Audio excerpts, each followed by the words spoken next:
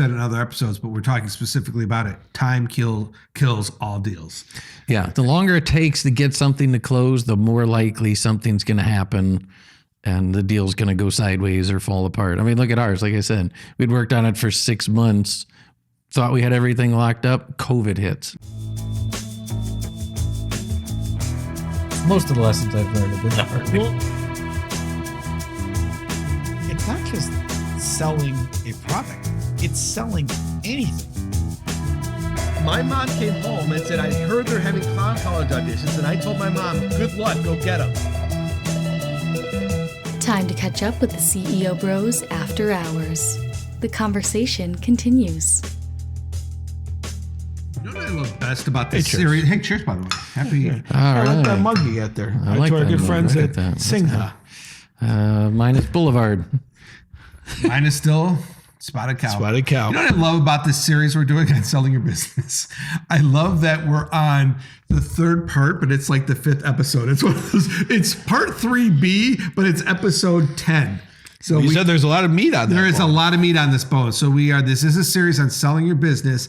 And Brad, you ended the last episode saying, I'm going to give you some terms I want you all to think about. Terminology. So let's recap that. And actually, of the 4 you said, you added in a NDA or NDA. Yeah, NDA. Threw that in there. So actually, let's start with the NDA and kind of recap those terms that you said. Well, you said there's 4 terms. There's actually 6, but I'll throw them out there. It's all. We add 2 to everything we say. We have an NDA, non-disclosure agreement, right? Your commitment that you want to engage in getting more information. So I'm going to sign an NDA with you, okay? And then the teaser goes out, which is, I'll say, very important if you're selling to a competitor. The teaser? NDA. No, NDAs. Oh, NDAs. Yes. And difficult. It's always talk about NDAs on another topic? At some point. Just, I mean, there's so many avenues we could go down here, but a lot of times you sell your business to a competitor, but it's very dicey what information you give them ahead of time. Yeah, that's all I'm gonna say. Yes, especially if you're talking about employees and employee titles and compensation. They can use all that information. If you don't have a tight customer lists. Customer list, if you don't have a signed it, right? Like you swung the mic up. Customer list. Yeah, exactly. So we NDA, non-disclosure agreement. We talked about a teaser going out, a 1-page kind of marketing blurb on the company. Which no name on which I found interesting. No name. No name. Just there's something we got out there. It's appealing. It's kind of wet your beak type of thing, right? And then there's the SIM, and we said that is it's the commitment, it's confidential information memorandum, not sim game like I thought. Right, not simulation. Yeah. So the SIM is out there. It's that massive marketing packet that tells everything there is to know about the business. Everything you'd want to know about the business is in the SIM. Then we talked about the IOI, which is the intent of interest by indication, right? Yes. Okay, I mean you could call it either way. Intent, still indication. I, right? You can use any I letter. It's basically your first step to say, hey, not only are we interested in this business, we're going to actually put a price tag. We're going to put a range out there to show you that we're actually interested in taking the next step.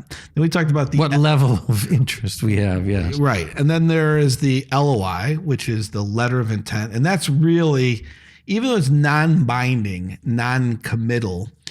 The reason why a letter of intent is so critical is Brian will talk more about the business terms that are in the letter of intent, but that's really where a buyer starts spending serious money on fees, legal, quality of earnings. They start spending money, serious money in their pursuit of buying you after they've signed an LOI. So it's, even though it's non-binding, if you sign an LOI and you and I sign an LOI together, it's non-binding, but it is a commitment for me to say, I'm going to start spending a lot of money evaluating your business in a much more deeper dive. Let me ask you this question. If I'm looking to sell my business, at what point do I expect to go, you know what, someone's going to come back to me with questions and I got to get reports, all that? Is the LOI the first time that happens, or does it happen at the SIM? When can a company look at something and go, hold on, before I do a dollar value, I need to see even more reports from you, or that doesn't happen until something is signed?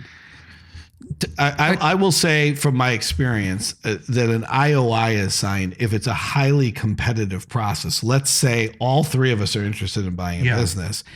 you typically will see an IOI, an intent of interest, come in just to say, hey, keep us at the table. We're interested in bidding for you guys.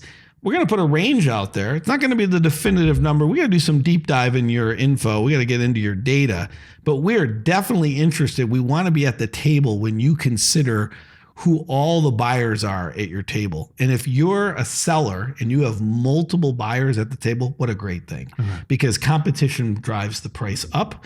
So an IOI is the first symbol or signal of someone saying, we are interested enough, we're going to put our price range on the table so that you at least have us in the house that's actually one of the people being considered for purchase. And that's your indication of, okay, some rolling up the sleeves is about to begin. Yeah, I think of it as, the first dance is the general stuff about the business. This is what we do. This is where we're going. This is why we're special. This is how we make money. This is how much we make. This is how much we spend. So basically enough that they have a good understanding of the business. IOI, then they get access to more detailed information that allows them to make. The LOI is basically the offer. Yeah. Like, hey, here's what we're willing to do. We're going to give you $25 million in cash. We're going to give you $10 million in stock, and we're going to give you a $10 million earnout. We want these protections. We expect this to happen. We'll do, we a lot of times the biggest term in an LOI is we want exclusivity. Like, you can't talk to anybody else for the next 60 to 90 days. Idea? At some point you're going to have to give it, because no one's going to spend all this time and money if they're still competing. So you can shorten the exclusivity period, because if someone says, well, I want you locked up for the next 6 months. Okay, well, now I'm waiting patiently for Matt to evaluate my business. You could be looking at everything. You could be looking under the hood at every single data point there is. And then after 6 months go, we're out. Yeah. We're not committed, non-binding. We're out. It's like, well, I just wasted 6 months of my life for you to go under the hood and you're not serious. So one thing that I would recommend for a prospective seller that's out there is to shorten the LOI exclusivity period. It's typically, they look for anywhere from 60 to 90 days. Okay. 60 days is a reasonable period of time. 30 days is really pushing it. No one's ever really going to quit. 30 days is hard to get because there's so much work that has to be done in 30 days. 60 to 90 days is kind of a normal time frame. Yeah, sometimes there's a walk-away penalty in there if they decide to walk away for no apparent reason. But literally, think about it from the buyer's perspective. They're making an offer, and then they're saying, okay, now we want to see everything. And in 9 times out of 10 cases, what that means is they're looking for ways to reduce the offer. They'd be like, okay, we had assumed this, this, and this, but it turns out when we looked at your checking account, you've got some, bad checks, or you've got some bad debt you didn't tell us about, or you've got this customer that's leaving, or you've got this employee that's suing you. They start to find those things and, tend to renegotiate the offer. Which is called retrade. Is a retrade on their original offer price is when they retrade. It's doing exactly what Brian's saying is the offer's $15 million for your business. They do the deep dive. They start researching your data. They start finding discrepancies or things that are wrong. And they say, you know what? This isn't a $15 million business. This is now $11 million. And you have to make that decision. Are they right? Is that valid? Do I give up that money, or do I actually care so much about that $11 million that I'm going to pursue? Because what if you had 2 people bidding for your company and you're both at 15 and 15.5, and you take 15, they go, we're going to go down to 13. You're like, well, hold on, I go back to the 15.5 guy. So you asked the magic question. So that's why it's so important to get as many letters or IOIs as possible. When Brad talks about running this process with a banker, a good investment banker is going to get you multiple IOIs in a very short time span. Like, they'll tell, hey, everybody that's interested in bidding, we need your offer by May 5th. And if not, you're out. Because you want to get 5 or 6 IOIs and you want to see, who's offered the highest price range. Not always the best buyer, but who seems most interested. Right. And then secondly, and this is something I think so many people overlook when they're selling their business is how specific are they in the IOI and, more importantly, the LOI. Because a lot of times buyers will leave the LOIs pretty vague and open and stuff like that. But if they're very specific, you know that they're serious, they want to move fast, they've done this before, they know what they're talking about. And you get in so much less trouble down the road. I know everybody gets excited. It's like, well, these guys gave me a great price, and we signed the LOI. And you look at the LOI and you're like, they didn't really say much in here. Like, this is supposed to be an offer. This is supposed to be what you walk away with at the end of the day. And there's things in here that aren't very well defined. That's how you know. All right, this thing's going to. Yeah, they're just trying to hang on to be at the backward. table so that they're considered, but they want a stall so they can do their really deep dive. The other thing that Brian mentioned, which I think we have to touch on, is part of something a good investment banker does for you is they keep all of the IOIs concentrated to a very succinct period of time, right? Because what you can't have is one bidder that's out 3 weeks ahead of another bidder that's 2 weeks behind another bidder that's a week behind that, because this person then could put a great offer in. You're waiting on two bids over here, and this one's going, "Hey, I've been sitting on this offer for It's 2 like weeks." Shark Tank. Yeah. Like, hey, I made an offer. As Mark Cuban always does, like, you have 15 seconds. You don't go with me, I'm out. So, but is that so? I've always wondered that. Is that what? That's a strategy. Yes, Is that's a negotiating strategy. Is that I'm going to eliminate my two competitors out of the fry by saying, if you like my bid, Matt, you want to go with me, you're on the clock. You have a day to take my answer. I'm gone. And I always thought actually that the seller should say, "Fine, I'll go with you," or should the seller not do that? To let's say what Cuban does. Yeah, so, I mean, you're getting into negotiating tactics because you always want that first offer to use as the stalking horse. So you can go to the other two guys and go, "Hey, you got to beat 30 million. I'm not telling you what the other guy bid. I'm just telling you got to beat 30 million." Obviously, the buyer does not want you to be able to use their bid as the, jack up the price. So it's this dance of, I mean, we literally went through it where we were about to sign an LOI and give somebody 60-day exclusivity. And the day before we signed it, someone else said, "I want to make an offer and I want to beat whatever offer you have, but you got to give me 2 more days." Like, I already told these other guys we were signing it. They gave us till Friday to sign this LOI. And so I had to call the first buyer and make up an excuse and go, "Hey, so I had the wrong zip code for your answer." Right. You just said all your utility bills. Brian's like, "I know you didn't get your I'm on a paycheck." cruise. Well, this is like, board members. Remember we said all the tricks of the trade, and you're like, "What tricks of the trade are you talking about?" Well, you put the wrong address, wrong zip code. It's like, Brian. Board members out of town. My pen doesn't have any ink in it. The fax isn't working. Locust. It wasn't my fault. Oh, please don't kill us. Please don't kill us. You know I love you, baby. I wouldn't leave you. It wasn't my fault. You miserable slug. You think you can talk your way out of this? You betrayed me. No, I didn't. Honest. I ran out of gas. I had a flat tire. I didn't have enough money for cab fare. My tux didn't come back from the cleaners. An old friend came in from out of town. Someone stole my car. There was an earthquake. A terrible flood. Locust. It wasn't my fault, I swear to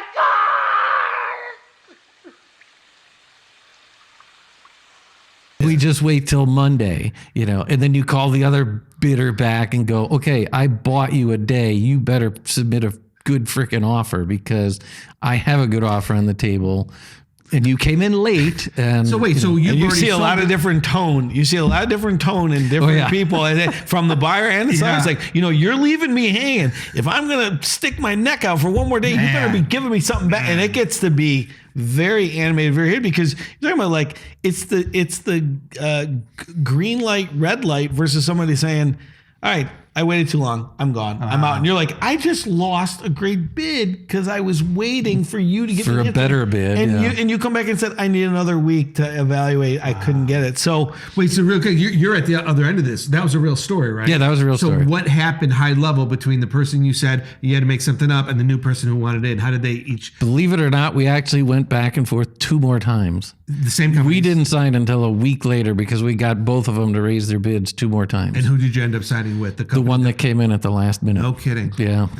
Yeah. No allegiance, no loyalty. And for us, it was difficult because we had to get approvals. We had a board of directors and we had investors. And so I couldn't just make the decision.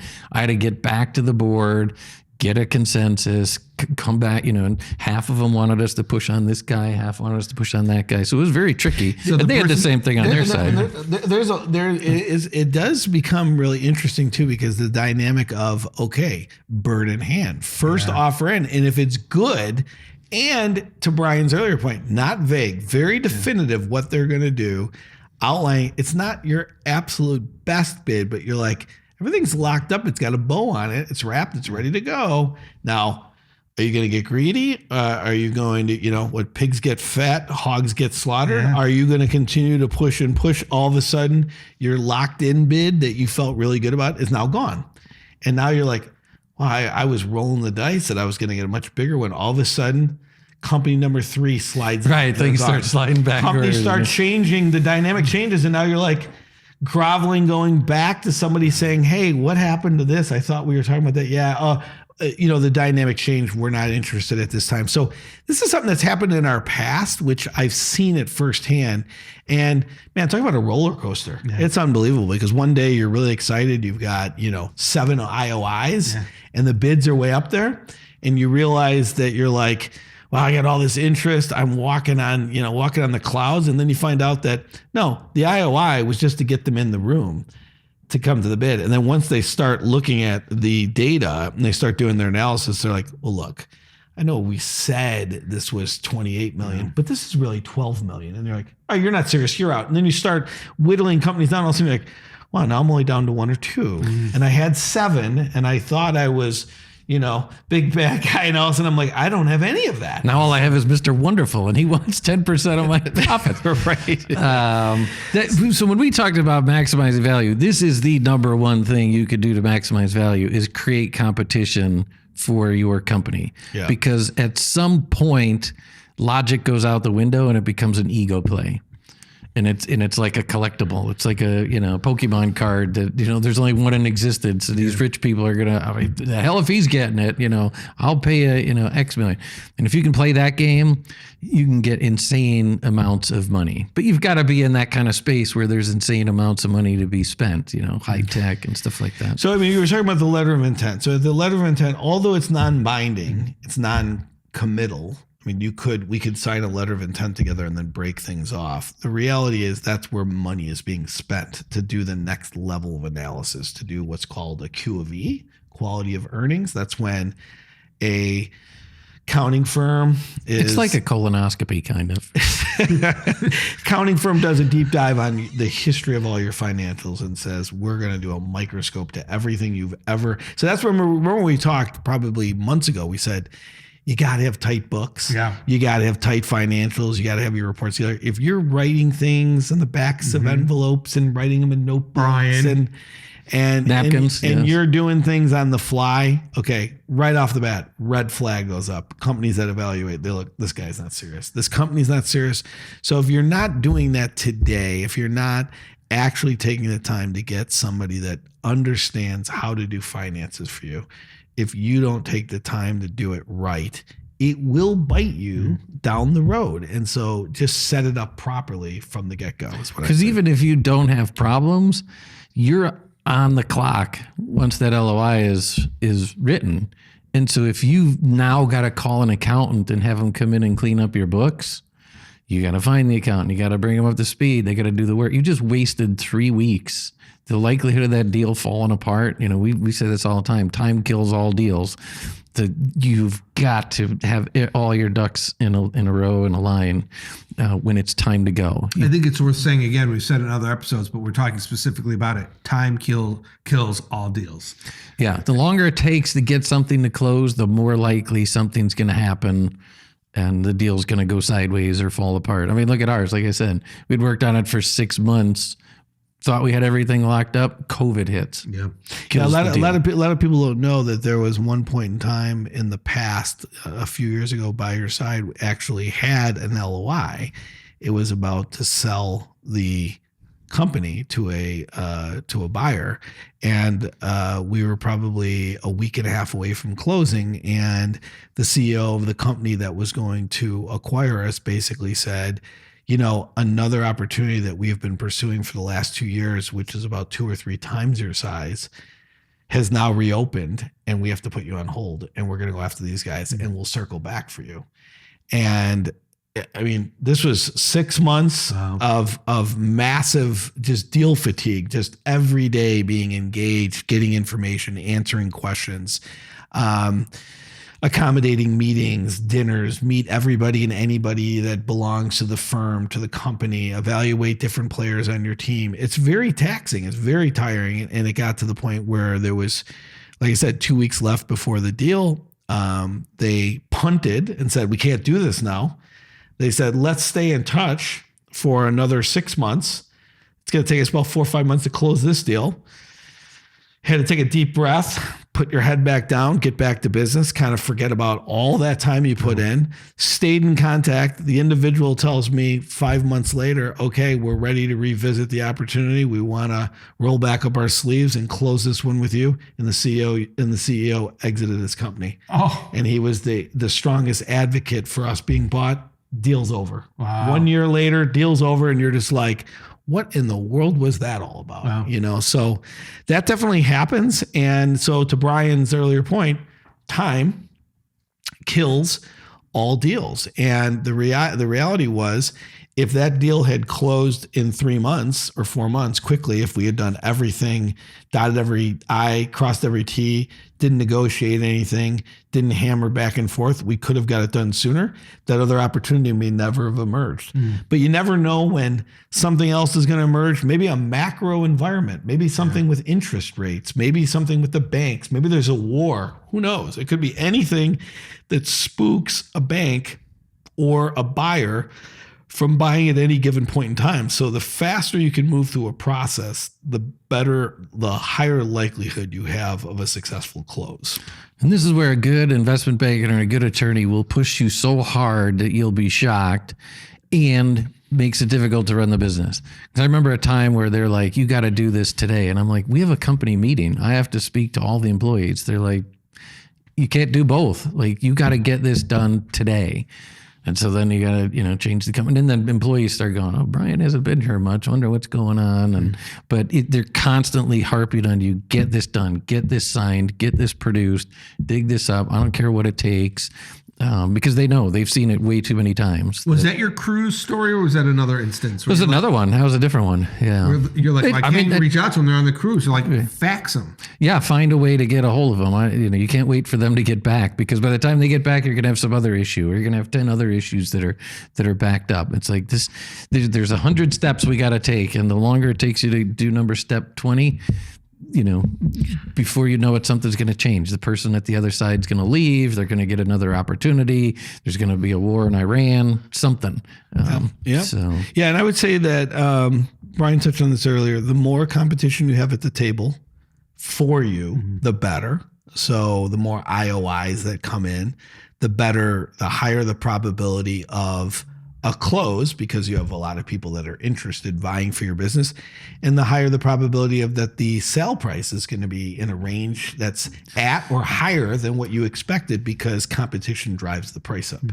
So competition is a good thing, just like competition is perceived as a negative thing when you're trying to enter a market and there's multiple competitors stopping you from getting your clients. If you have a lot of competition wanting to buy your business, that's a great thing. That's a telltale sign that you're probably going to have a successful outcome. And a lot of that has to do with timing. Like, you're selling the company at the right time that a number of people are interested. There's always different markets where, they say there's dry powder. There's a lot of dry powder out there. There's a lot of money chasing deals. So a lot of cash sitting out there. There's funds that are open where private equity, venture capital, different types of buyers are sitting on dry powder, and they've got to spend it. They've got funds set aside to purchase a business like yours. And so there's ideal time, there's an opportune time, there's less opportune times to sell, and there's more opportune times to sell. So Yeah, I guess, Brian, this is another time where we say, look, in the sales or in the process of selling. I mean, there's still. I mean, I could go on literally for hours talking about all the things that you should consider. But I know we're gonna have another section that talks about hey, here's the gotchas. You better look out for these things. But I mean, let's talk about we've talked about the NDA, signing an NDA. We talked about having a teaser go out there. We talked about having a SIM out there, which is your massive marketing package for the company. You get an IOIN, intent of interest, from a prospective buyer. You get an LOI, which is a letter of intent. Real money is now being spent. There's real commitment there. It's still non-committal. We can still break away from here, but there's real money being spent. There are real business terms on the table, and this is our serious offer. Do you accept? Yes. Now you're kind of in the home stretch. You're going to try to get to the close of buying a house. You're going to get to the close of your business where you will sign a purchase and sale agreement. We could probably talk about that in the next section. Got a little bit of time because it's an important.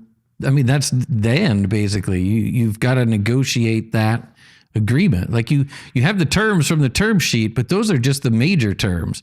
How much we're paying, how we're paying, when we're paying, and if there's any special terms like, hey, you got to fix the kitchen before we buy the property, or you got to fire this employee before we buy the property. Those kind of things will be in the term sheet. So the purchase and sale agreement is kind of the end of, it's never the end until you get the check in the bank. But it's from 2020. Yes. Yeah. It's that one last step is the last major step, but it takes a lot of negotiation. Your term sheet just laid out the major terms, and there's always haggling over those terms, and there's details around those terms. But then the deal document itself goes into all of the minutia about, your reps and your warranties, that everything you've told them up to that point is true, and that you warrant that the business is doing what it's supposed to be doing and is a legal entity, and who the investors are, because the buyers need to protect themselves, especially if they're buying your whole business. Like we used to do asset acquisitions where we would just acquire the assets from companies. Okay. We wouldn't acquire the legal entity itself, the C Corp or the LLC. We would just acquire their customer lists, their contracts, their office, their equipment, because there was no liabilities. So it's much less risky for the buy side to just buy the assets. But if they're buying your whole company, there could be all kinds of skeletons in the closet. And so in that contract, they're going to put all of their protections and you're going to have to warrant it, because if you break any of those covenants or reps and warranties, they can take the money back. And say, hey, you lied to us about your checking account. When we were in the process years ago, one of the general reps was, you're the CEO of By Your Side. You can actually speak on behalf of By Your Side and sell this company. Show us the document that says you're the CEO. Because let's say, hypothetically, I tried the biggest smoke and mirrors game ever, and I'm not the CEO of By Your Side. They can claw back like 100% of all funds given to you. So they could write a check for $10 million. If you signed a general rep said, I have the right to sell this business, and let's just say I was a liar and didn't, they could claw all 10 million back. So to Brian's point, if that's how generic it gets, think of how specific it gets to, this is what our revenue is. This is how many clients we have. This is how long we've been in business for. And it goes into so many things where you're like, this is tiring. Like, okay, yes, I agree. That's the case. That's true. I believe, I represent that's true. I put a warranty that's true. And then they have clawbacks. They can get their money back. But any of it's untrue. So you actually start to second guess yourself. Did I ever do that? I'm trying to think, do I have the right to do that? Can I say this? Is this, and they will go into all extremes to make sure that you are signing off on every rep and warranty for the business. And so that's in the purchase and sale agreement, which we got to that point, and it was very painstaking. It was very fatiguing to do that. Yeah, and when we've finally sold, a big part of our business was we had a lot of contracts. We had contracts with clients and we had contracts with service providers, and they went through every one of them and had questions on a good percentage of these contracts. Some of these contracts were 20 years old. Like I didn't even do them; someone else had done them. And you were the founder of the business. Right? Yeah, I found it. Right. Didn't mean I did the contract. So they needed. It's like, how did it start? How did it predate you if you founded the company? I was like, else, the whole thing goes off as a big black. Head of sales or business development or somebody who's no longer with the company signed the contract. And so we had to clean things up. We had to go back to customers and say, hey, we're just looking through your contract and we noticed there's a discrepancy. There was a lot of work to be done to get the business signed, sealed, and delivered for the closing, which always seems like it's a day away and then something else comes up. You need somebody's signature. You need a proof document from a bank. You need to get a contract updated from a customer. You need to answer a question about some employee issue or something. Because they hold all the leverage when you get that close to closing. Like you're 2 days away from closing and they ask you a question, like they could just say, well, we're not going to send you the check until you sign off this best last check. Are these formalities, or do you think sometimes it's gamemanship that they're trying to hedge their bets as well? Like, I think it's both. Yeah. I think they sellers want to be close. I think they want to close Yeah. too. So I sellers think be it's cautious, but don't be paranoid. Yeah. I think to Brian's point is that you have to prepare yourself for a very long, arduous journey. This is not there's nothing quick about selling your business. Nothing. And listen, I went through it twice over the course of one was 6 months and one was 9 months. And it was the most painful 6 months and 9 months of my life in the sense of just the amount of time investment. And you came out on the other side not selling. Wow. So it's just the amount of time and energy that you're going to go into, and we haven't even talked to the length of what is expected at due diligence and the amount of information that's requested. So we will talk about that in the next section. I know we have a whole nother section of things to look out for. Is there anything you want to close on in this section that's wrapped up low on this one? I mean, you brought up a good point, which is both of us have been talking about selling to basically an institutional buyer or a professional buyer. I've seen, as I've been working with small businesses, a lot of small businesses that buy a competitor or buy another small business, none of this takes place. Okay. And then the buyer is the one who's really in trouble. I can't tell you how many times I've talked to a buyer and they're like, I bought this business and then I found out about this partner that's still involved in the business. Or I found about this customer who's leaving. Or I found out there's money missing. It's like, well, what did you do when you bought this bit? Well, I made an offer and we signed an agreement. And it's like, you had brought up, maybe it was during our break, we should have the same conversation from the buyer perspective. Yeah, I know we've talked about acquiring companies. Yeah, we talked about the break. I didn't want to get off topic, but as a buyer, because you mentioned, is there value buying? Like if you see, but we can make that another topic. Yeah. And so we're going to, in our next episode, talk about all the things you need to look out for when you're selling your business. So that you don't get to that point where you've sold it and go, oh shit, I got screwed here, or the deal didn't close because I didn't know this in advance, or they took advantage of me because most people don't sell more than one business. Yeah. So you get one shot at it. That's why you need really good help, a really good banker, a really good attorney who've done this before. They've seen everything. They can warn you in advance. They can prepare you in advance. And actually where we started this episode or the last episode, which was you can't decide I'm going to sell my business and then sell it tomorrow. There's things you need to do to make the process more efficient, more smooth, maximize your sell price, and basically ensure that it closes and you benefit from it. I would say in closing in this, I really wish there was a podcast out like this when this process started for me. I had Brian as a kind of how I am. But at least Brian carved a path on it where he can give me the heads up for things to look through and worry about and things that are going to come up. But I got to tell you, I've still experienced so many more things that even I hadn't shared with Brian when I went out to market a couple of years ago that are just very, very painstaking, and you got to know what you're getting yourself into. So I hope for you aspiring entrepreneurs out there, people that own businesses, people that want to exit their businesses at some time, please take all of these segments. I think we're going to have probably 5 or 6, 7 when it's all said and done. Take it all in, record them, listen to them, because a lot of this stuff you're going to see at some point down the road. It will be helpful. So we're just trying to pay it forward. Something we learned along the way and something I'm sure will help you. New episodes every Friday. Hit that subscribe button so you can stay in tune with all the latest updates. And Da-da-da-da-da-da. He just fades off. And It's a cliffhanger. You want to know the end of that sentence? You hit that subscribe button, or you'll never know. Because he's not gonna. And then I'll tell you. Let me tell you something. And I gotta.